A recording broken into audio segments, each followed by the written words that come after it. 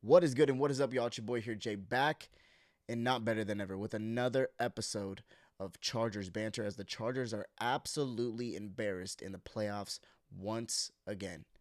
This time to the New England Patriots in Foxbourough 16-3, but now the second straight season being bounced out in the first round under the Harbaugh regime.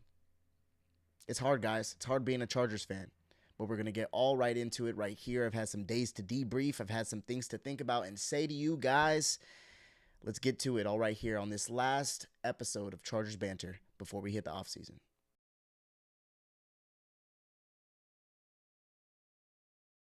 What's up, y'all, and welcome back to another episode of Chargers Banter. We're here again, y'all. The Chargers are embarrassed in the playoffs once again for the third straight playoff game, this time at the hands of the New England Patriots, 16-3, but no Tom Brady this time. This time it was Drake May, MVP candidate, and new regime Mike Vrabel. But now 3 playoff losses for Herbo and 2 under the Harbaugh regime. It seems to be a revolving door with this team. I made a podcast last night. I felt like it wasn't good enough as far as the energy that I needed to bring to this episode. But I'm here after work now. Let's get right into it, guys. It's terrible. Utterly embarrassing. If there was one thing that I did not want to happen, it was this. I do not want to get embarrassed on national television in front of the entire nation and now add on to the narrative that they've already had about Justin Herbert and this football team.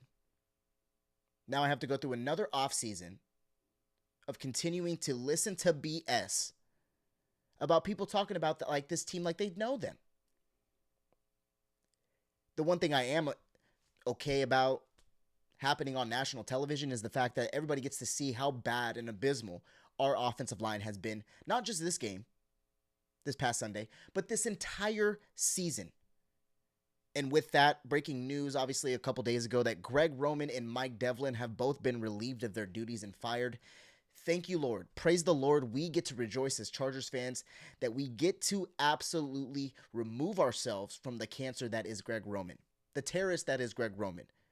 1-5 with Lamar Jackson and Justin Herbert as your quarterbacks in the playoffs. 55 completion percentage, 2 touchdowns, and 8 interceptions is just completely unacceptable when you're an offensive coordinator for Lamar Jackson and Justin Herbert. Unacceptable. So I'm glad that Jim Harbaugh managed to dig deep and you say, you know what? I don't care if I'm buddy-buddy with Greg Roman. He needs to go. And he did. Not a day after, but 2 days after. And I'm grateful for that because a lot of people were optimistic that he was going to come back. And that would have been the worst nightmare that I think all of us Chargers fans could have had days after a loss like that. And it sucks, guys. Every time I go into the offseason, I'm almost embarrassed to be a fan of this team. Now, going into the playoffs, you're like, oh, this is a great way to end the season. You know, we're doing so good. But at the same time, we're not a good enough ball team, ball club, whatever you want to say, to go into the playoffs and start winning some ball games. And that's been evident in these past 3 playoff games that we've had, but also this year in particular. If this offensive line had won a playoff game, it would have been the worst offensive line to ever win a playoff game in NFL history since they started grading offensive linemen about 20 years ago. So considering the fact that it was an anomaly that this offensive line was in the playoffs to begin with, and on top of that, Justin Herbert elevating this team to get to this point is a great accomplishment in itself. But then again, we don't want to be here. We don't want to get bounced out in the first round. If you want to go to the playoffs, you want to dance. And that's when you want to win games. You want to do this, you want to do that. You want to succeed and not just be one and done. Because not only that of being one and done, now you have a narrative behind Justin Herbert saying that he can't do it. And now everybody's looking at him like, well, you know, you're in the playoffs. You should have been able to do something. When realistically, we shouldn't have even been here in the first place as far as the playoffs are concerned, right? There were plenty of games that could have went either way in the regular season that we managed to win because of the fact that Justin Herbert uplifted this team past the offensive line woes. And also, not to mention, the defense was top 5, top 10 this entire season. So my point to that is the fact that you don't want to go into the playoffs and just get bounced. I'm tired of doing that. At that point, at this point, we might as well not even go to the playoffs, considering the lackluster effort that we put on the field, number one, because that was just absolutely embarrassing to begin with, like I said, from the jump of this episode. You don't want to go out there and put a performance up like that on national television, number one. But then number two, you go out and do that and you lose, and now you're messing up your draft position. Now we have the 22nd pick. We have the 22nd pick because we decided we wanted to go. And again, guys, we are all competitive people. In our human nature, it's only right for us to go out and want to win.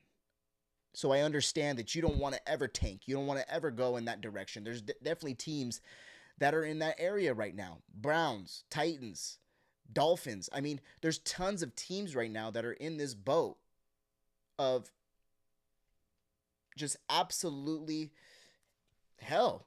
I mean, it sucks. They don't know which way to turn. The Raiders. I mean, there's tons of teams that are terrible and have a ton of things to figure out. And there's also a ton of teams that already have it figured out, winning championships, right? But being this team in the middle constantly is just so irritating. I'm so glad I saw a video the other day on TikTok about someone talking about how, I would rather be a fan of a team that you already know the team's going to be absolutely terrible. And I've actually talked about this in years past with some of my friends. I'm like, specifically Niners fans, because of the fact that I'm from the Bay Area and I have a ton of Niner friends that are fans, a ton of friends that are Niner fans. I'm like, I almost feel bad for you guys because of the fact, like, I don't ever feel bad for Niners fans, but I almost felt bad for them because of how many times that they're succeeding in going to the NFC Championship game, going to the Super Bowl, and failing and losing. And that I almost feel like is worse. Yes, I get it. You have more success and you're seeing your team win, and but then you never get the ultimate prize. And that is almost the ultimate tease compared to what we are dealing with as Chargers fans. We're not even getting close to the Super Bowl, but it is still a tease, the fact that we're getting to the playoffs and now screwing ourselves for draft positioning. But then I would much rather be someone who already knows that your team's going to be absolutely terrible, the Titans, the Raiders, the Miami Dolphins, whoever, right? And rock the boat that way and already know what you're going to expect from the season rather than be mediocre. I don't really know. Or, obviously being really, really good and then not succeeding at the highest level. That is, it would irk me. It would irk me, guys. But back to the point, it was just embarrassing to witness this. And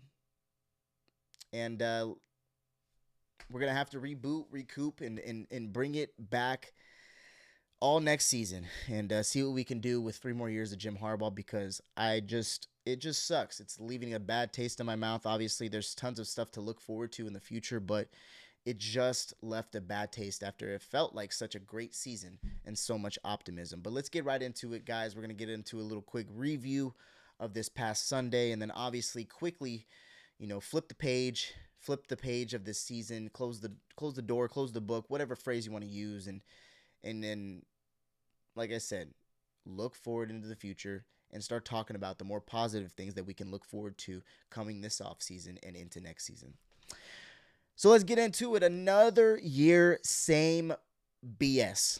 Chargers are embarrassed in Foxbourough on national television, 16-3 by the New England Patriots in utterly pathetic fashion in a wild card game from the Chargers. And not to mention the fact that it was utterly pathetic that we went ahead and put out the offensive performance. Utterly pathetic. As breaking news, obviously, like I said earlier this week, Greg Roman and Mike Devlin have been fired and relieved of their duties. This comes only 2 days after the loss in May, or many didn't see this coming, considering the fact that Harbaugh was buddy-buddy with Greg Roman. But it was just needed. It was time. And, his contract expired. I mean, his time was up. Let's get it going. You know what I'm saying? But every year with this team, it seems to be utterly embarrassing to be a fan at the end of the season. I've told you guys this. 3 playoff losses with Justin Herbert at the helm. And 3, not just losses, 3 embarrassing playoff losses. 3 embarrassing playoff losses. Jacksonville, embarrassing. Houston, embarrassing. New England, embarrassing. Now, here's one thing that you have to consider with all of those playoff games. Where were they played? I don't want to think about that. I don't even think that matters, to be honest. You still got to go out and play the football that you need to play. And as true fans, as I consider myself one, being a fan for so long and being in tune with this team for whatever, we have to start to question Justin Herbert in the fact of not whether he can do it or not, but just being better when we need you to be better. I believe Justin can do it. I actually have full belief that he can bring us to the promised land. And maybe that's wishful thinking, maybe to a lot of the viewers now after the fact that this week has progressed and everybody's now considering him not to be one of the top elite quarterbacks because of everything that has happened. There's a big divide right now on the Justin Herbert take. I will always ride for my guy, and I will always be on the right side of things and believing that he can be able to do it for us. But as a true fan, and as all true fans should do, you should always question things that even if they are good, you should still question them. I understand if it's not broke, don't fix it. That's not the phrase I'm trying to go with here. I'm saying even when things are good, you still have to question things. Even when someone says something, is right, you still have to question it.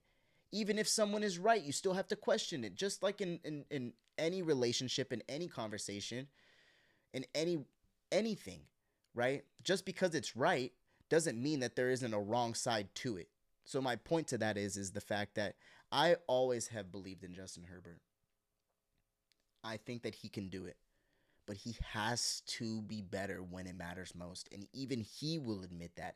As an athlete, as someone who's played at the collegiate level, at one of the highest levels, not on the football field, but on the baseball field, as competitors, even on the football field or the basketball field, if you are at that level and beyond, no matter what, everybody has this level of competitiveness where it's like, if you fail, it hurts you.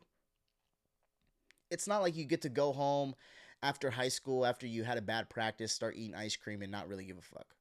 It's like, no, this is your lifestyle. This is it. And if you don't do good, it's a personal vendetta for you to try to make it better. And it hurts your ego constantly as your ego's attacking you, saying you're not good enough, you're not good enough, you're not good enough, you're not good enough. So again, my point is it matters. It 100% matters. You don't think that 3 playoff losses for Justin Herbert doesn't eat at him every single day?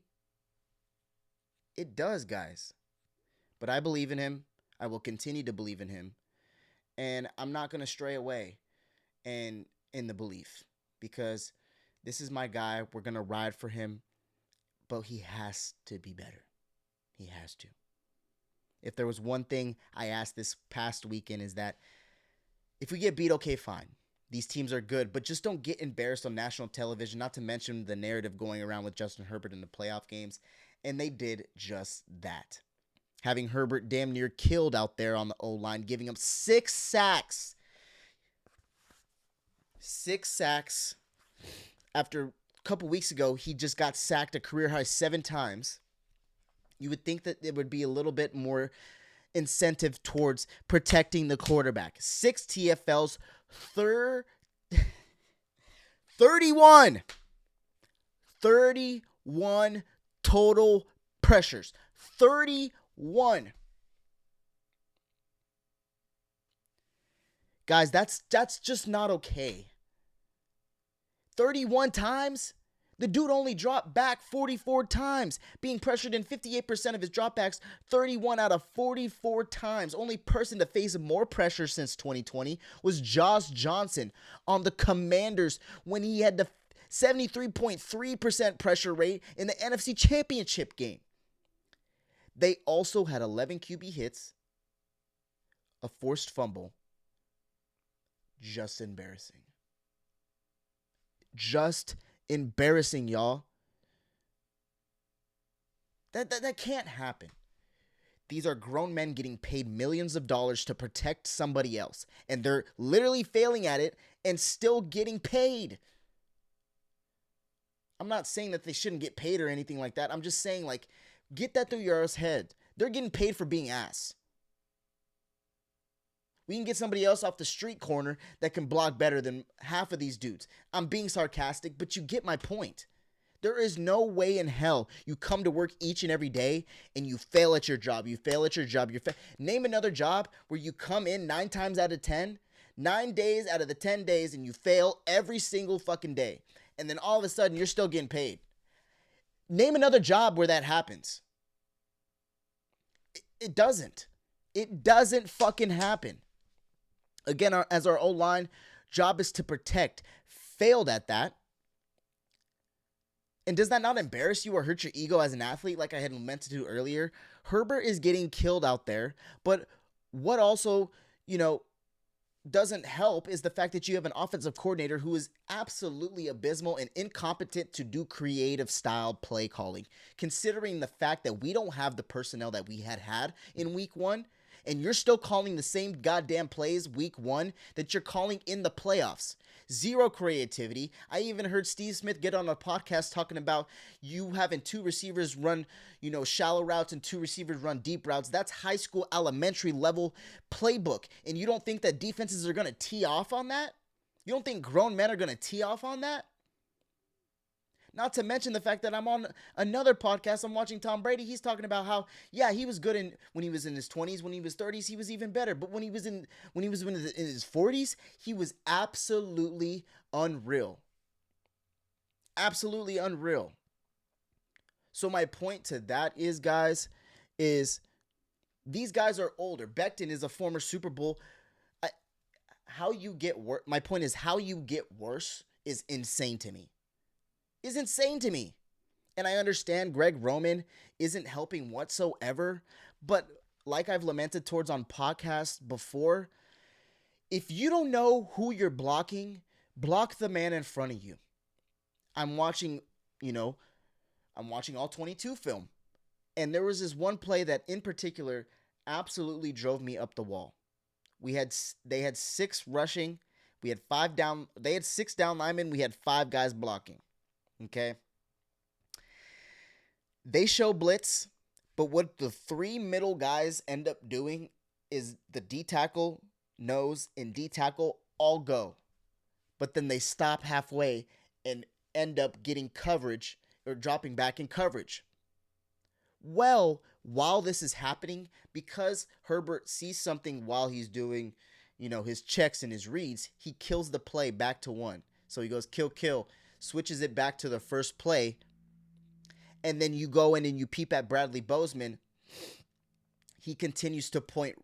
He continues to point, I think, to the to the right, and he's like, kick this way, kick this way, kick this way. And what I was trying to figure out was, does Bradley Bozeman and Herbert not have any line to quarterback communication? Well, what I later found out later in that day is it's actually true.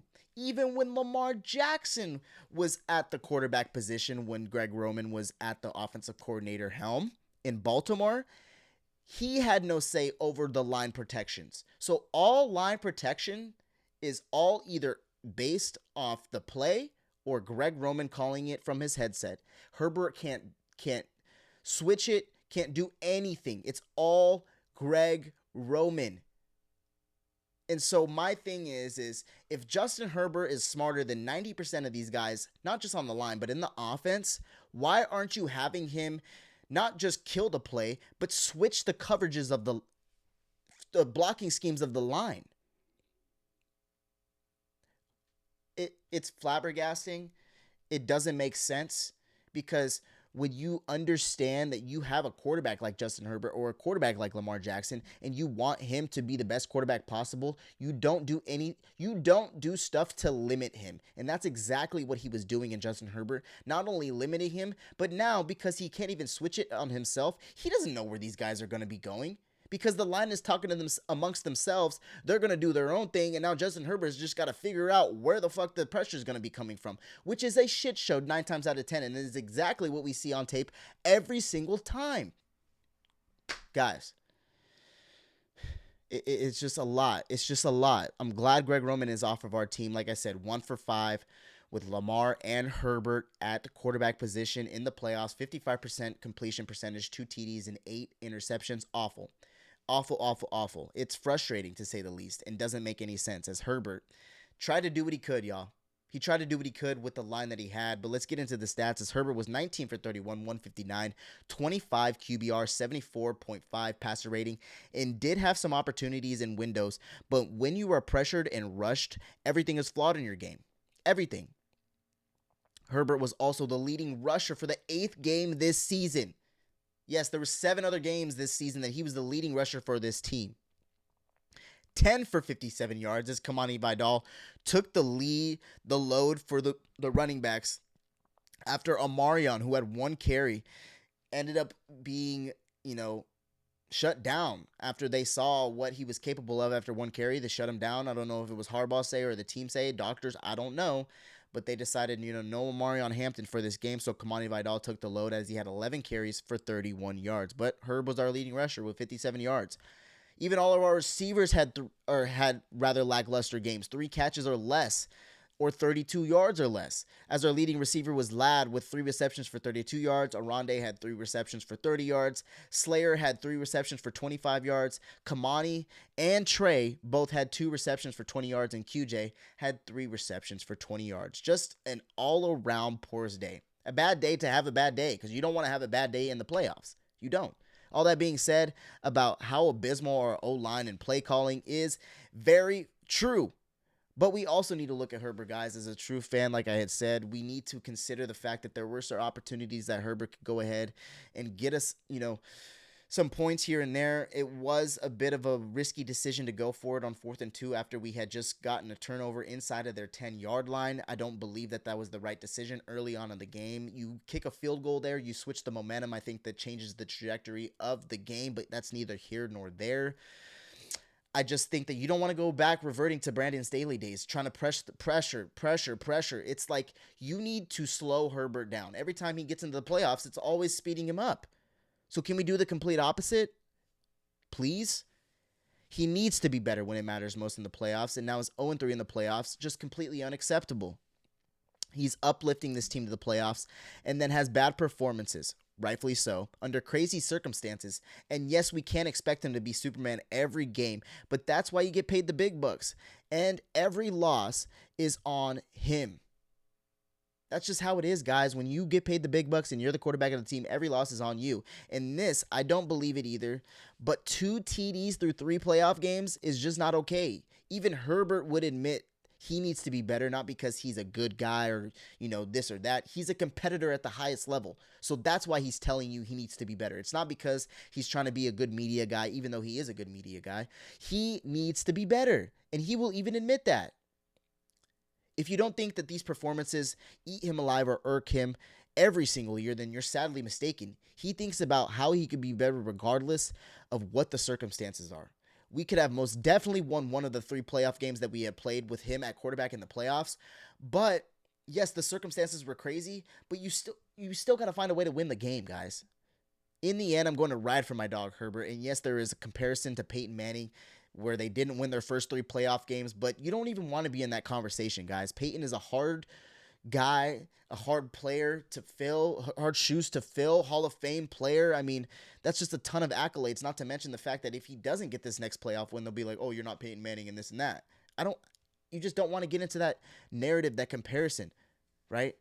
But that part hurts, is the fact that we might let one of the best defenses go that we've had in years now go to waste, and we'll have to, find someone to replace Jesse Minter because it's likely that he's going to be at a different team with a head coaching position because he's one of the top head coaching candidates for next season. But hopefully more coaches, like I said, like Tomlin and like Harbaugh and a couple other coaches, fill in the gaps because I want to keep Minter. I mean, that's wishful thinking, but I want to keep Minter. And speaking of Minter, let's get to the defensive side of the ball before we get into, the future and, closing the book on this, turning the page, closing the door, whatever phrase you want to use of this season and getting into, what we need to do into the offseason and then going into next season to get us in better position. But let's get into the defense. Speaking of Minter, either way, our defense held its ground, tallying 5 sacks, y'all.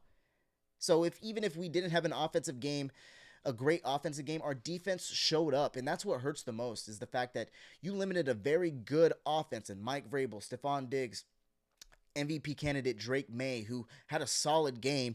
You limit them to 16 points in Foxbourough in the playoffs, and you only scored 3 points. We flew across the country to only score 3 points. That was the most embarrassing thing that I think it just... But our defense showed up, and that's what sucks the most is that it gave us an opportunity to go ahead and score and possibly compete in this game and win it, and we didn't do that, guys. We didn't do that whatsoever. They had 5 sacks, 7 TFLs, 5 QB hits, 17 pressures, and an INT versus MVP candidate Drake May and company having all his weapons as the Chargers defense limited the good Patriots offense to only 16 points in the loss. Dayon Headley had 13 total tackles and an interception, while Tarheeb Still had 8 total tackles, and Owe had 3 sacks and 3 TFLs and 4 total tackles. Someone who we need to extend this offseason, a must. Either way, our defense balled out and managed to give our offense opportunities, especially in the plus territory of the Patriots, all the way in their red zone, and we could not capitalize, guys.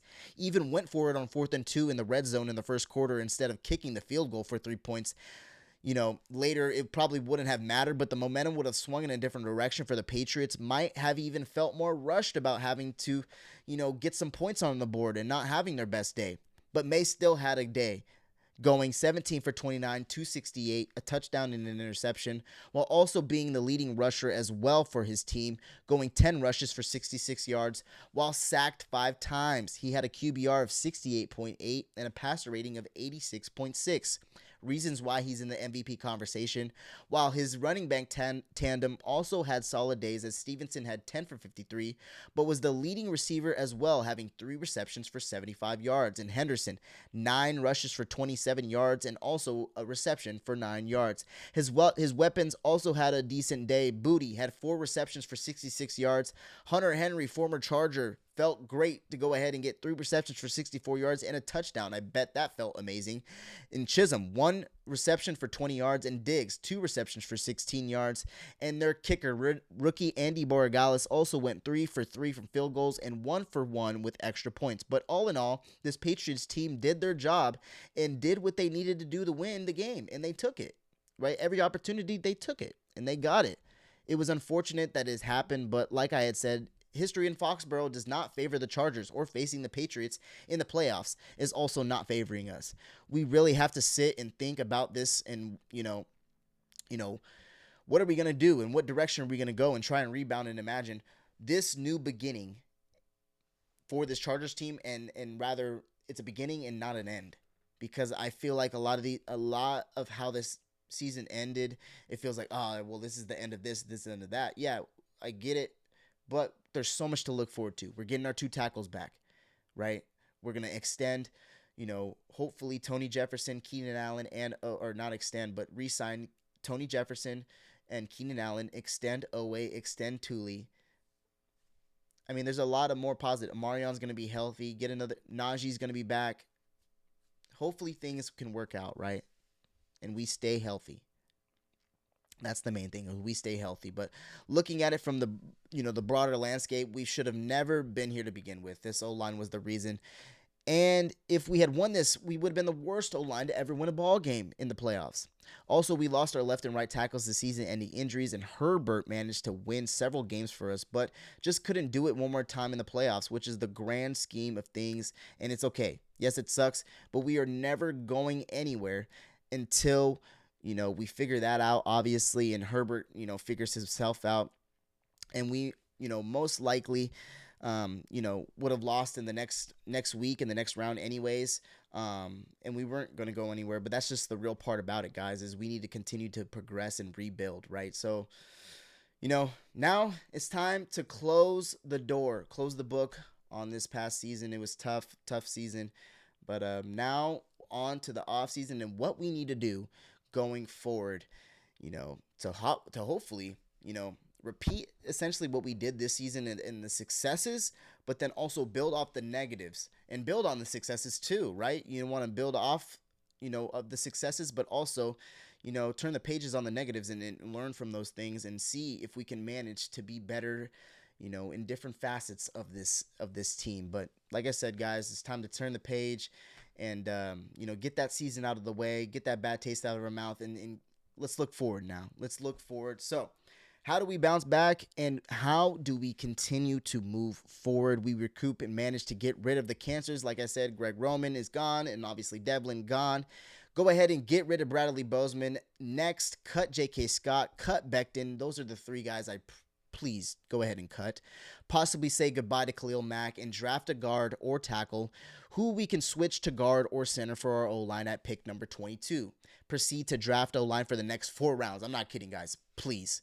Extend Oweh, re-sign Unk, extend Thule on a 3-year deal, and re-sign Keenan for 1 season. Go out and get some more veteran interior offensive line help as well as a running back with a splash of maybe a number 1 wide receiver. We got Garrett Wilson on the board. You got A.J. Brown on the board. There's a plethora of opportunity to get a number 1 wide receiver on top of the core that we have. These things are needed. Some safety help would be nice as well. If no Oweh, we need to go ahead and sign 1 more edge because I think Khalil Mack is 75% on his way out of the door. And he didn't win a playoff game in a Charger uniform. And he hasn't won a playoff game ever, which is insane to even think about. The great career of Khalil Mack never winning a playoff game. So I'm assuming he's going to want to leave and go, win a playoff game. But with 103 or to 110 million in cap space, the Chargers have tons of options and can go in various directions with this team. But first things first is getting rid of Greg Roman, which we did. The experiment is over. I'm glad that is over. At the end of the day, he is just incapable of doing it. I understand that they were buddy with Jim and whatever, but incapable of doing it. So I'm glad that we went ahead and moved on for him. But then also going ahead at the end of the day and just getting healthy, guys. Getting healthy is also the key. This Chargers team is going into the offseason, including, with the health of a lot of players in rehab. So hoping to get, Rashawn Slater and obviously Joe Alt back next season. But managing to fight this curse. It is a curse, guys. I hate to admit it, but it's real. It's real. It's the hardest thing I think not only this team and players, but this fan base has to deal with in and year out. I'm always going to ride for my guys and manage to say bolt up for life. But still, it's hard times and tough. Way to start my 2026 year, guys. Hoping we manage to do things and look into the next season with a better mindset. But, that's just me being optimistic. But at the end of the day, guys, I hope that we, do those things. Like I said, re-sign rather Keenan Allen, Unk, maybe some interior offensive line veteran help on top of the draft picks that we get, extend Oweh, extend Thule, and, continue to, build. We're going to have a decision to make with QJ and what we're going to do there, but there's a lot to do, a lot to look forward to, but turning the page, we're moving forward, guys. That is a wrap of this season of Chargers banter and Chargers football. It hurts because I want to continue to keep going, but we will still be here on the channel going ahead and talking in the offseason about all things Chargers football, transactions, trades, injuries, whatever the case may be. We're going to be dialed in and we're going to continue to move forward and go in the right direction under this Harbaugh era and get Herbert his first playoff win next season. So with all that being said, that is a wrap of this episode and first season of Chargers Banter, guys. I will have some more Chargers offseason episodes as well as tuning in on transactions and firings. It was heartbreaking way to go out, but I know that this team will be back. With my quarterback will be back as well, motivated more than ever, and we will be ready to win and change the narrative of this team and change the narrative of our quarterback. Finally, once and for all, guys. Bolt up till I die. I'll see you guys soon. It hurts, but we're going to be better. Love y'all. Bolt up. We out.